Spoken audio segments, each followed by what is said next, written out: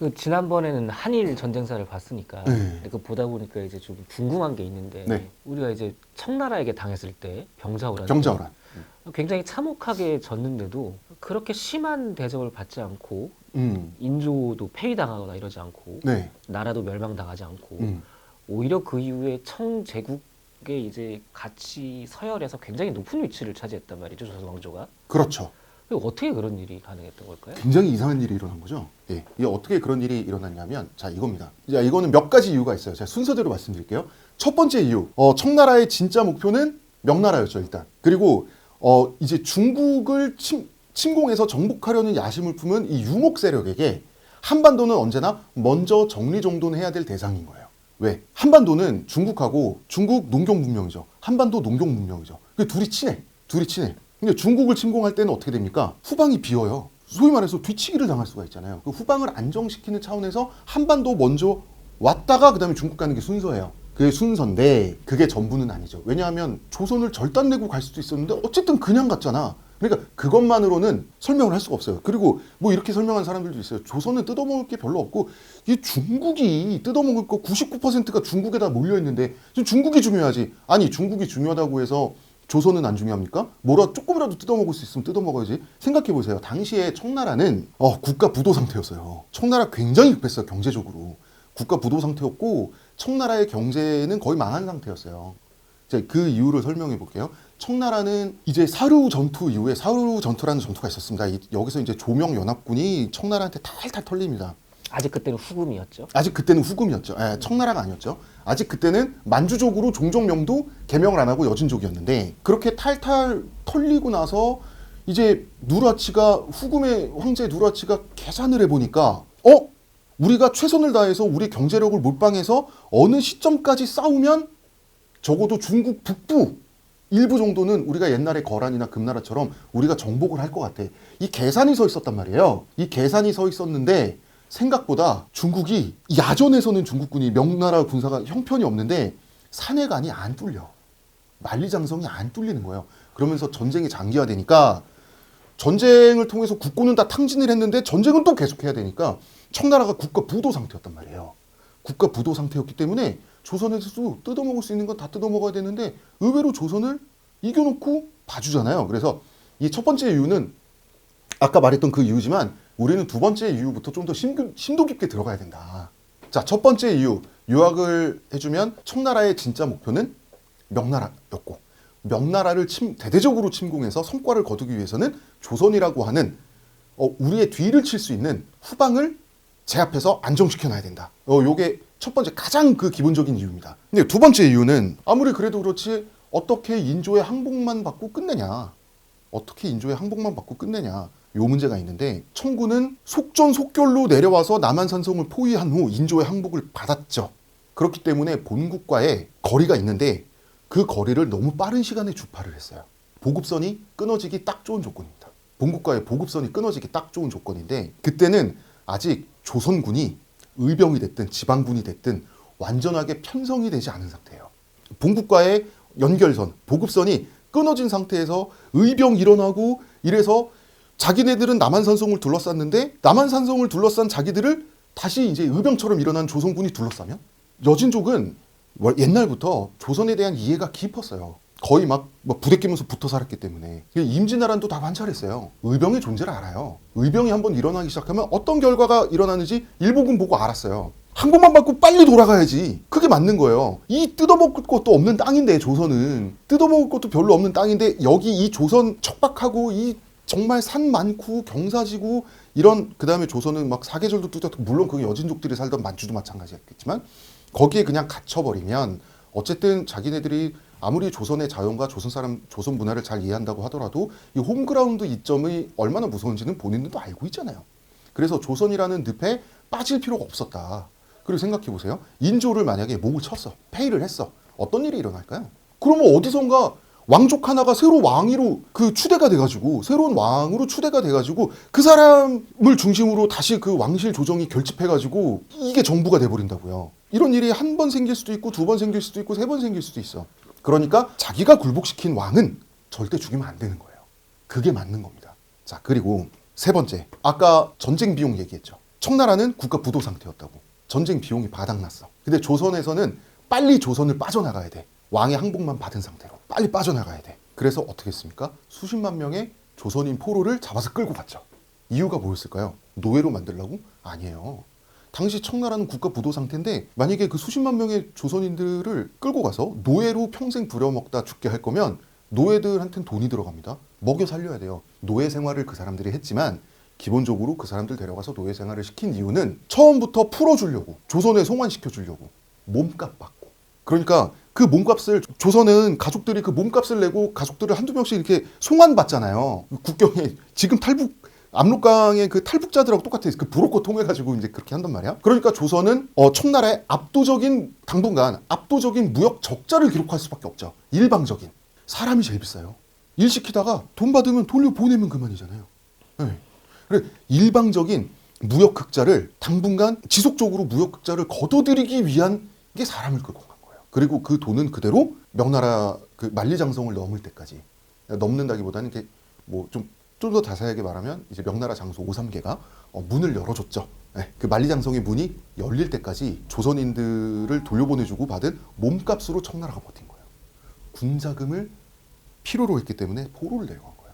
그렇게 전쟁 경제적으로 생각을 하셔야 돼요. 네. 조선군 포로, 이게 어떤 일이 있었냐면 사실은 이제 수십만 명의 포로가 끌려갔을 때 이거를 어떻게 했냐면, 그러면 생각해보면 돈이 없는 사람은 자기 가족을 돌려받지 못할 수도 있고, 이게 국가적인 문제잖아요. 공동구매를 하기로 했어요. 원래는 조선에서 사회적 합의를 거쳤어요. 공동구매를 하자. 공동구매를 하면 싸게 받을 수 있고 한 번에 다 돌려받을 수 있잖아요. 포로들을 공동구매를 하기로 했는데, 끌려간 포로들이 무슨 짓을 당할지도 모르고 지금 얼마나 학대를 당하고 있는지도 알 수도 없고, 또 조선 사람들이 청나라 땅에서 막 오늘도 막 수십 명씩 죽어나간다는 소문이 들려오니까 뭐 그 사람들도 이해합니다만, 마음이 급해진 양반들, 부자들, 지주들이 치사하게 공동구매 합의를 깨고 먼저 사적으로 가족들을 이제 웃돈을 주고 가족들을 이제 돌려받기 시작해요. 그럼 어떻게 됩니까? 어떻게 돼요? 공동구매를 했으면 우리가 싼 금액에 포로들을 다 돌려받을 수 있는데, 이거를 물을 흐트러뜨리는 사람들이 있으면 어떻게 돼요? 포로들의 가격이 오르는 거죠. 포로들의 가격이 오르기 시작하니까 우리 몇 년 전에 있었던 부동산 패닉이랑 똑같은 현상이 일어나는 거예요. 사랑하는 내 가족 오늘이 제일 싸다. 포로 패닉바잉 현상이 벌어진 거예요. 그래서 포로들의 몸값이 천정부지로 솟는 거예요. 그러니까 뭔가 땅 팔고 땡빚을 내서라도 무조건 최대한 빨리 우리 가족을 송환받아야 되는 거야. 그래서 조선이 엄청난 손해를 봐요. 청나라 입장에서는 너무너무 좋죠. 청나라 입장에서는 예상했던 것보다 훨씬 많은 그 몇 배의 군자금을 확보하게 돼서 명나라를 침공할 수 있는 그 체력이 그때 만들어진 경제적 체력이. 그렇지만 전체 역사적으로 보면 이 조선의 어떤 무역 적자 이런 거는 결국은 포로들을 다 결국 대부분의 포로들이 돌아와요. 절대 다수의 포로들이 돌아옵니다. 거기서 비참하게 막 학대당하고 막 이러다가 죽은 불쌍한 분들도 많지만, 결국은 이 포로들이 다 돌아오고 이 무역 적자 현상도 어쨌든 사라지고, 그 다음에 여러 가지 사회 문제가 있죠. 환양녀라는 거 있지 않습니까? 이제 내 아내가 끌려가서 정조를 뺏겼어. 아내를 비싼 몸값을 주고 돌려받긴 했는데 이제는 정조를 지키지 못한 아내가 된 거야. 그러니까 이제 부부관계가 소원해지고 이 환양녀들이 이혼당하고 막 이런 사회적인 문제가 있으니까 조정에서는 환양녀 이혼 금지법 이런 걸 만들었어요. 너 소방 놓지 마라. 그 여자 잘못한 거 하나도 없잖냐. 그냥 끌려간 죄밖에 없는데 왜 그러냐라고 국가에서 법까지 제정하고 막 이랬지만, 그래도 이게 그 청나라 갔다 돌아온 여성들이 막 이제 막 천시받고 사람들한테 무시받고 이런 사회적인 문제가 있었지만, 진짜 제가 비정하고 냉정한 얘기 한번 해볼까요? 이 분들이 다 돌아가셔서 세대 교체가 이루어지면 또 해결될 문제이기도 하죠.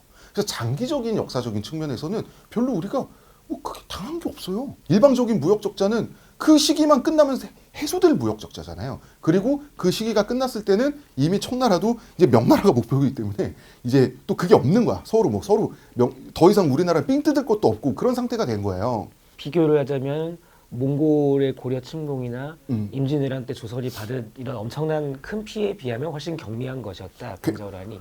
왕이 그냥 항복을 왕이 그냥 그 눈앞에서 항복을 할 정도로 완벽한 깨끗하게 완패를 당했는데도 너무 후과가 없죠. 근데 그거는 청나라가 봐줬다기보다는 청나라도 자국의 이익을 위해서 최대한 머리를 굴린 결과가 그거라는 거지. 자국을 위해서 최대한 머리를 굴린 결과가 그걸 굉장히 현명하게 잘 빠져나간 거예요. 인조의 한 번만 딱 받고. 예를 들어서 조선을 우리 직접 통치해볼까? 됩니까? 직접 통치가?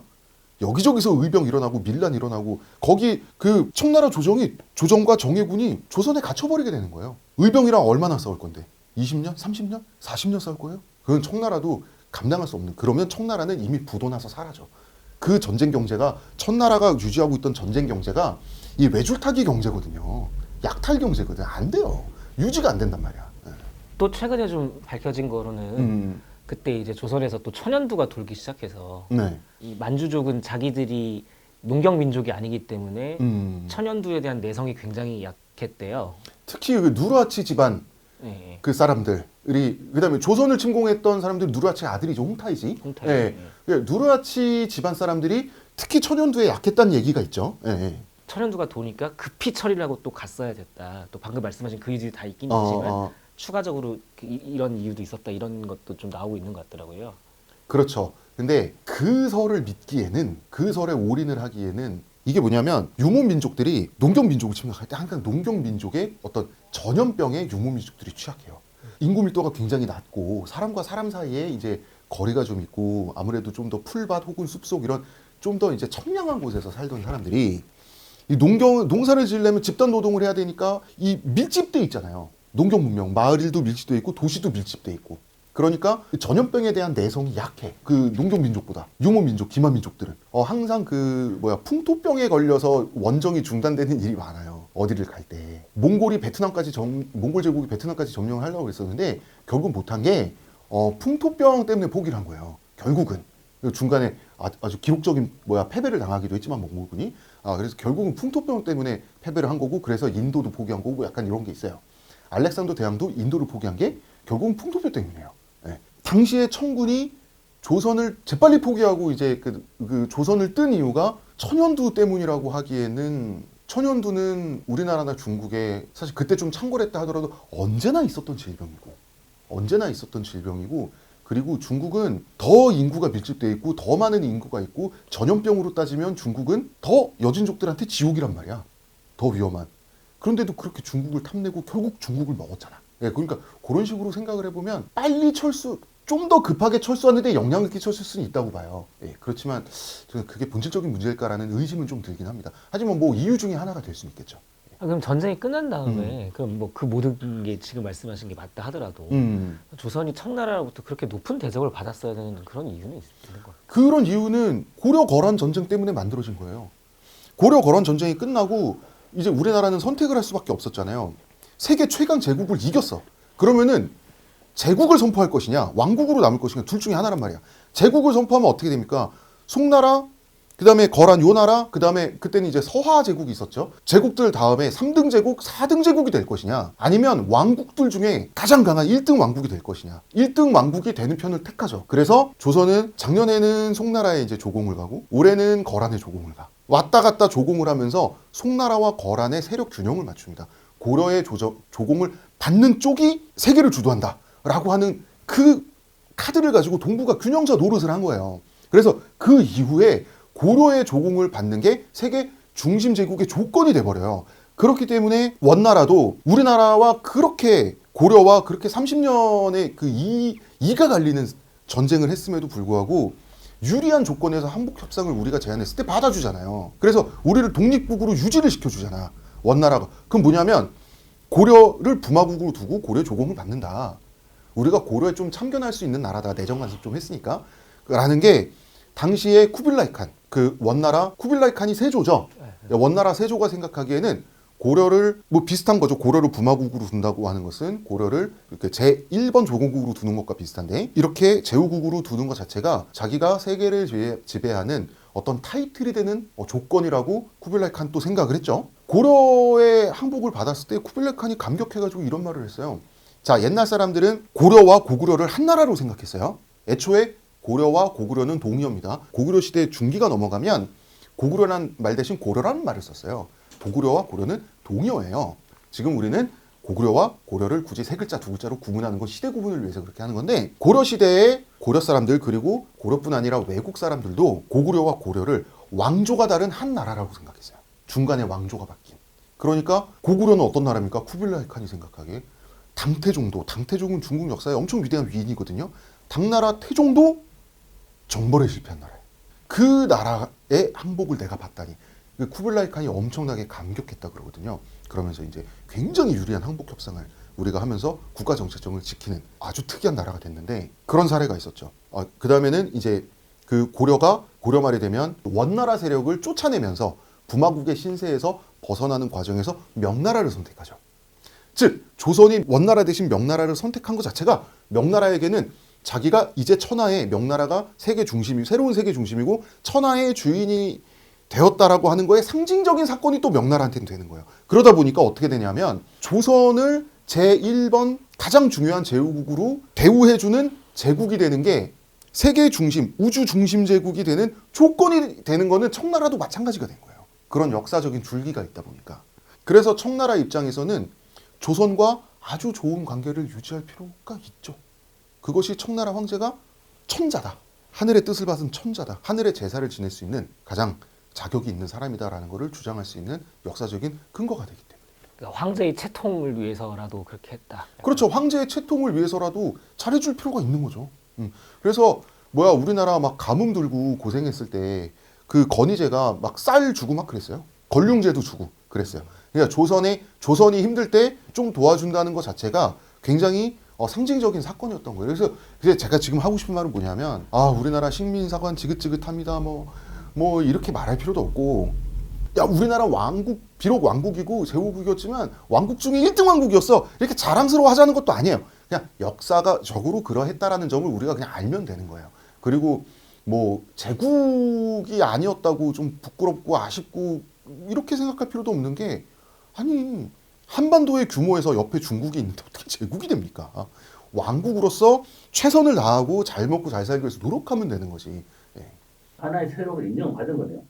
그럼요. 예. 그러니까 우리나라에 비해서 그러니까 중국의 인정을 받는 그 등급이 우리나라에 비해서 베트남과 일본은 굉장히 낮았어요. 고려 조선을 조공국 중에 최고 등급으로 대우해 준다라고 하는 것이 어떻게 보면 이 사람들이 마음이 좋아서가 아니라 그게 제국의 또 굉장히 그럴듯한 타이틀이 돼주기 때문에 또 이제 본인들의 이익을 위해서도 이제 서로 그런 거죠. 예. 그리고 조선은 조선대로 우리가 왕국 중에 최고 대우를 받는 거를 또 최대한 활용하려고 그랬고 외교적으로 국익을 위해서. 뭐 그런 무력이나 네. 약간 문화 수준도 돼야지 그걸 인정받을 거 아니에요. 그 정도가 됐죠. 그러니까 고려 시대까지는 고려가 싸움을 잘해 이렇게 싸움 잘하는 애들이 나한테 굽히고 와줬어. 요게 타이틀이 됐어요. 그런데 조선에서는 우리 빼고 가장 문화 수준이 높은 애들이 우리한테 굽혀. 요게 또 타이틀이 됐어요. 그게 달라요. 예, 그게 달라요. 그게 다른데 되게 웃긴 건 이제 자 봐봐요. 옛날에 중국 사람들은 고구려와 고려를 왕조가 다른 왕조가 중간에 교체된 한 나라라고 생각했다고 한 적이 있었죠. 그런데 이성계가 처음에 왕이 됐을 때 이성계의 공식 국제적인 타이틀은 고려 건지국사예요. 고려 국왕대행이란 뜻이에요. 이성계는 조선의 왕으로 왕 생활을 시작하지 않았어요. 이성계가 처음에 임금 자리에 올랐을 때 고려의 임금이었어요. 그리고 국호가 바뀌죠. 조선으로. 그러니까 조선은 국호가 바뀐 고려예요. 그렇기 때문에 중국 사람, 일본 사람들은 조선시대 말기까지도 고려인이란 표현을 더 많이 썼어요. 일본에서 이제 메이지 유신 이후에 근대 일본에서 그려진 사파 중에 주변 국가의 군주들을 쭉 그린 그림이 있어요. 그 그림을 보면 이제 러시아 황제도 있고 뭐 이렇게 있는데 거기 고종 옆에 고려왕이라고 한자로 돼 있어요. 중국 사람들이 지금도 우리나라 사람들 욕할 때 뭐라고 욕합니까? 고려봉자, 까울리빵스라고 욕하잖아요. 고려의 깍두기 건달 같은 이 무식하고 거친 놈들 약간 이런 뜻인데 까울리빵스가 그런 뉘앙스인데 그래서 중국인들은 고려 조선을 한 나라로 봤다고요. 부르는 명칭만 중간에 바뀌었지. 그러니까 임진왜란 때 조선이 일본에 그렇게 빨리 털렸다고 명나라에서 안 믿었어요. 왜? 조선을 고구려라고 생각하니까 엄청 센 나라라고 본 거예요. 조선을 일본한테 털릴 리가 없는데 일본은 완전 개족밥인데? 그러니까 처음에 명나라 조정이 의심을 했죠. 얘네가 일본을 끌어들여서 지금 우리한테는 거짓말을 하고 있고 우리를 대대적으로 침공하려고 그러는 거 아니야? 이렇게 의심을 했다가 확인해보니 정말 탈탈 털린 거야. 명나라 조정에서는 충격을 받은 거예요. 고구려의 후예가 어떻게 이렇게 탈탈 털릴 수가 있지? 일본 정도 되는 애들한테? 물론 자기들도 이제 참전을 하잖아요. 연합군을 보내주잖아. 명나라 만력제가. 자기네들도 와서 일본군과 싸워보고 탈탈 털립니다. 그때 일본군은 정말 수준이 높았기 때문에 탈탈 털리고 일본군이 센 거였구나. 나중에 정신 차리긴 하지만 어쨌든 처음에는 조선 이 고구려인들이 너무 약해졌다고 생각한 거예요. 충격받을 정도로 명나라에서. 그래서 명나라 조정에서 토론을 해요. 이 역사 기록에 나와 있어요. 토론을 하면서 고구려의 그 강력했던 전사들은 우리 중국을 그렇게 여러 번 좌절시켰던 전사들은 왜 약해졌을까요? 되게 웃긴 결론이 나옵니다. 뭐라고 결론 내렸는지 아세요? 우리 중화의 문물을 지금 저 나라가 우리 중화의 문물을 가장 잘 흡수하고 따라하고 잘 소화하는 나라가 지금 저 나라지 않습니까? 아, 이거 우리랑 비슷해지니까 싸움을 못하게 됐나 봐요. 요 결론으로 끝납니다. 그러니까 본인들이 생각해도 한족이 싸움을 못한다고 생각했나 봐. 중국 사람들은 이민족들에 비해서 아, 우리랑 비슷하니까 싸움 실력도 우리랑 비슷해진 게 아닐까요? 이렇게 그 회의가 끝납니다. 되게 재밌죠. 청나라가 인조의 항복을 받고 그냥 빠른 시간 내에 조선을 그냥 내버려 두고 그냥 돌아간 이유는 딱 한 가지로 정리할 수 없다. 이런 지금까지 말했던 여러 가지 요인을 복합적으로 생각해 보면 그때 청나라가 마음이 넓어서 그런 것도 아니고 청나라 자신의 국익을 위해서 그러한 행동을 할 수밖에 없었다는 점을 우리가 이제 충분히 알 수 있다.